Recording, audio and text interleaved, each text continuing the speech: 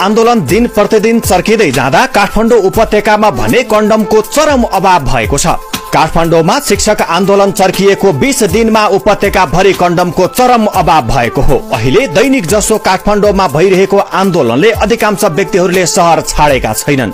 उनीहरू काठमाडौँमै रहँदा अहिले बजारमा भने कन्डमको चरम अभाव बढेको छ।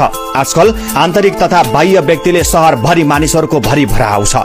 यहाँका होटल, रेस्टुरेन्ट, लाउन्ज र बारमा रमाउनेहरू दैनिक रूपमा थपिरहेका छन्। अर्कोतर्फ पर्यटकको संख्या बढेसँगै बजारमा दैनिक उपभोग्य वस्तुको खपत बढ्नु पनि स्वाभाविक नै हो। त्यति मात्र होइन पछिल्लो 18-20 दिन यता भने काठमाडौँमा कन्डमको अभाव खड्किँदै गएको छ। बानेश्वर चोकमा फार्मेसी सञ्चालन गर्दै आएका एक व्यक्ति भन्छन्, कन्डम किन्न आउनेहरू अधिकांश शिक्षक जस्तै लाग्छ। आफ्नो पसलबाट दैनिक सरदर 6-7 वटा कन्डम बिक्री हुने गरेकोमा पछिल्लो समय दैनिक 40-50 वटा बिक्री भइरहेको उनले बताएका छन्। उनका अनुसार एउटा प्याकेटमा 10 वटा कन्डम हुन्छ।